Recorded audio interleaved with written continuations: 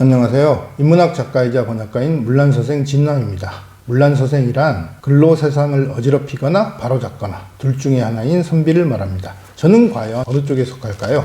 그럼 오늘도 자치통감을 바탕으로 중국 역사의 유명한 정치 명언을 하루 한마디씩 원문과 더불어 낭독하며 음미하는 시간을 갖도록 하겠습니다. 오늘의 정치 명언 낭독해 보겠습니다. 그 정도의 실력도 없는데 감히 왕이라 자처하겠는가? 원문을 낭독해 보겠습니다. 무기실 감처 김영호, 중국어로 낭독해 보겠습니다. 우지시 간추 지민호. 문장을 살펴보면 해석해 보겠습니다. 무기실, 다 쉬운 말이죠. 다만 여기서 기는 앞문장에 왕이라는 말이 나와요. 그래서 그것을 받아서 왕으로서의 실력, 왕에 걸맞은 실력이 없는데, 감은 감이 뭐뭐하다. 처는 우리말에서는 구별이 안 갑니다만 중국어에서는 곧 장소, 플레이스라는 뜻으로 쓰였을 때는 추하고 사성으로 읽고, 처리하다, 자처하다, 살다 이런 동사로 쓰일 때는 주하고 삼성으로 읽어요. 그래서 깐주하고 삼성으로 읽었습니다. 기명, 기는 앞에 나오는 왕을 가리키기 때문에 왕의 칭호, 왕의 명칭을 감히 자처하겠는가, 자처할 수 있겠는가. 이 문장을 온전히 이해하려면 당시 시대적 배경을 좀 살펴볼 필요가 있습니다. 춘추 시대에는 주나라 천자만 칭왕, 그러니까 왕이라고 할 수 있었어요. 나머지 제후국은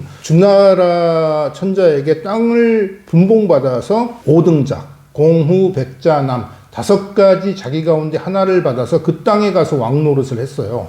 그런데 춘추 시대에 들어 계속해서 주나라 천자의 힘이 약해져 갑니다. 이건 어떤 조폭 집단에서 넘버원, 보스가 힘이 약해지자 이제 넘버2가 그 보스를 대신해서 조직을 운영하는 처럼 춘추 시대에 주나라 왕, 천자를 대신해서 사실상의 임금 노릇을 하는 제후국의 통치자를 패라고 불렀어요. 패자. 춘추 시대에 그런 패자가 5 있었다고 해서 춘추 5패라고 부른 것입니다. 그러니까 춘추 시대만 해도 이 제후국들이 주나라 천자의 체면을 좀 살려준 셈이었어요. 사실 이미 이빨 빠진 호랑이, 종이 호랑이이기 때문에 제끼고 자기가 보스가 되는 것, 즉 왕이 되어도 별 문제가 없겠습니다만은 눈치를 보고 무례한 양아치라는 소리가 듣기 싫었는지 춘추 시대의 제후국들은 그래도 명목상으로나마 주나라 천자를 계속 왕으로 모셨어요. 물론 책을 많이 읽으신 분들은 춘추 시대에도 초나라,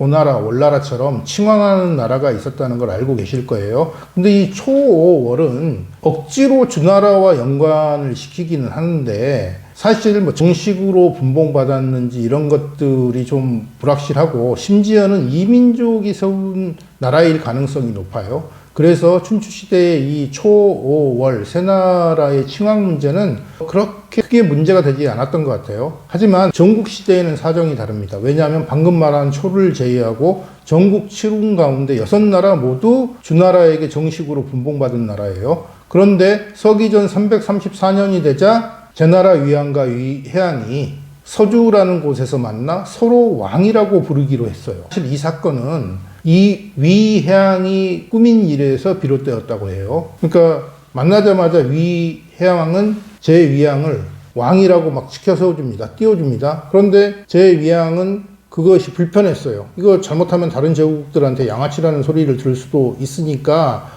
꺼려 했는데, 바로 그 순간 위해양이 그러면 우리 서로 왕이라고 불러주면 되지 않겠습니까 해서 두 사람은 전국시대 처음으로 같은 날 칭왕하기 시작했어요. 그런데 위해왕, 바로 양해왕입니다. 왜냐하면 위나라 수도가 대량이었기 때문에 국호 대신 그 수도의 이름을 따서 위해왕 대신 양해왕이라고 부르기도 했던 거죠. 이 양해왕은 바로 맹자님을 만났던, 그래서 지금 우리가 보는 맹자라는 책을 펼치면 처음 등장하는 왕인데 무례하고 좀 양아치스러운 그런 왕이었어요. 그래서 맹자님을 보자마자 한다는 말이, 먼 길을 오셨으니까 배울 것도 많고 어쩌고 이런 고상하고 우아한 말을 이러는 게 아니라, 어르신 우리나라에 대박이 날 만한 그런 돈 되는 거리 좀 가지고 오셨습니까? 있다구로 말을 했어요.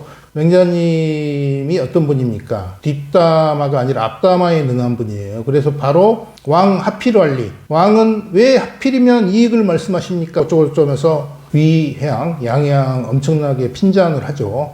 바로 이 해왕이 장께를 부려가지고 서기전 334년에 전국시대 최초로 칭왕을 하게 된 겁니다. 그로부터 10년 뒤에 진나라 해문왕도 칭왕을 하게 되고 2년 뒤쯤 되면 한나라 연나라도 칭왕을 하게 돼요.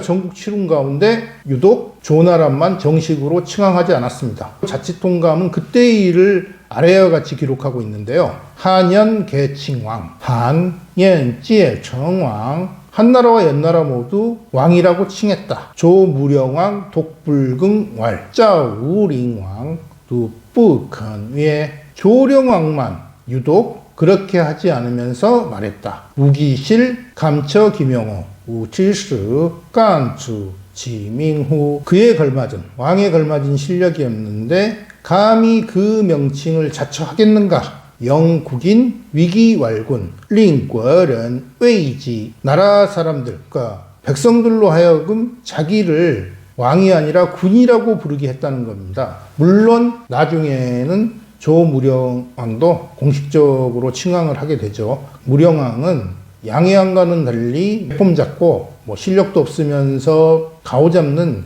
그런 스타일의 사람은 아니었던 것 같아요. 아니었던 게 아니라 확실히 실리를 추구하고 부국강병을 추구하는 사람이었습니다. 조무령왕은 중국 역사상 가장 중요한 개혁 중에 하나였다는 호복기사의 개혁을 했어요. 호복기사라고 하면 유목민족의 옷을 입고 말을 타고 활을 쏜다는 뜻인데, 이 오른쪽 그림 보시면 아시겠지만 춘추 전국 시대까지만 하더라도 중국인들은 말을 직접 타지 않고 수레에 메어서, 즉 마차, 전차를 만들어서 전쟁을 했어요. 그런데 당시에 지금처럼 고속도로가 있었던 것도 아니고 도로 사정이 좋지 않으니까 말을 직접 타고 싸우는 유목민족에 비해서 기동력이 떨어질 수밖에 없겠죠. 그래서 대부분 유목민족하고 붙었다고 하면 지는 겁니다. 그런데 조나라 무령왕이 호복기사를 채택하기로 하자 그 귀족과 평민들까지 반대를 많이 했다고 해요. 왜 오랑캐의 습속을 따라야 하냐고.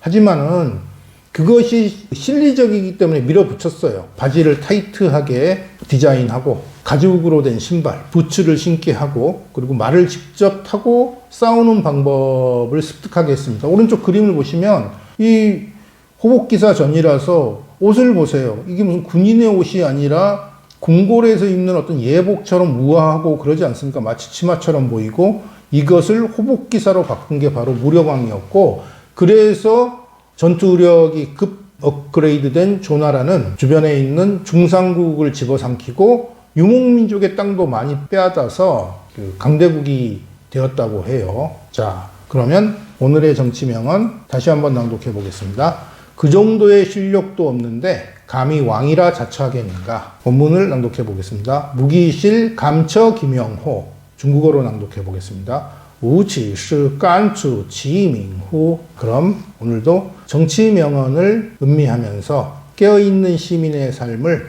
도모해 보시기 바랍니다. 감사합니다. 다음 시간에 뵙겠습니다.